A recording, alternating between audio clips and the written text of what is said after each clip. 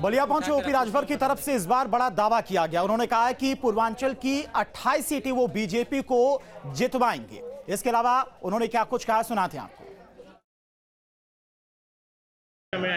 28 विधानसभा उत्तर प्रदेश के पूर्वांचल की हैं और 28 विधानसभा में एक अपनी ताकत है।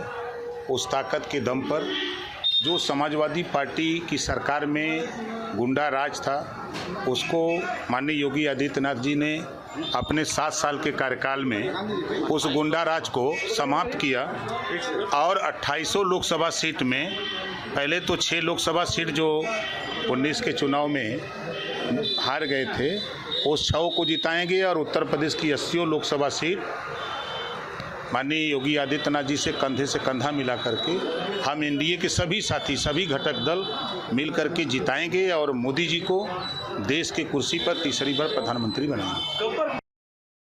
नहीं, देखिए, वो खलनायक की भूमिका नहीं था, वो हीरो का भूमिका था। और क्या था? हीरो क्या होता है? हीरो की भूमिका होती ना उसकी। शोले फिल्म में पूछिए हीरो कौन था? खलनायक उसको कहेंगे। कम से कम नहीं, सवाल के पहले आप लोग भी सोचो कि जब आपके ऊपर कोई आफत आती है तब याद आता है सरकार, याद आता है कि नहीं आता है? पिछली सरकार में जो गुंडागर्दी हुई गरीबों के, कमज़ोर लोगों के, शोषितों वंचितों के ऊपर, उससे निपटने के लिए ही ना लामबंदी हुई, ये सरकार बनी है। तो उस सरकार के साथ खड़े हैं तो क्या दिक्कत है? 28 विधानसभा उत्तर प्रदेश के पूर्वांचल की हैं और 28 विधानसभा में एक अपनी ताकत है।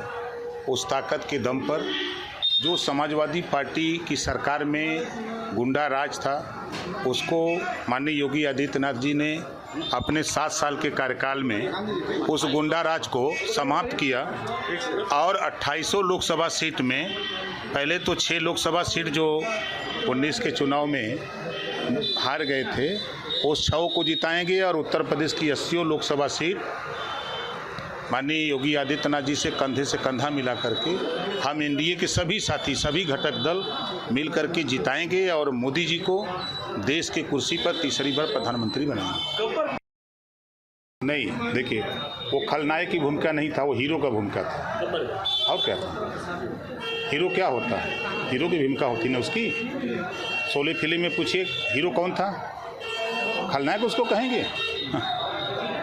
कम से कम नहीं, सवाल के पहले आप लोग भी सोचो कि जब आपके ऊपर कोई आफत आती है तब याद आता है सरकार, याद आता है कि नहीं आता है? पिछली सरकार में जो गुंडागर्दी हुई गरीबों के, कमज़ोर लोगों के, शोषितों वंचितों के ऊपर, उससे निपटने के लिए ही ना लामबंदी हुई, ये सरकार बनी है। तो उस सरकार के साथ खड़े हैं तो क्या दिक्कत है?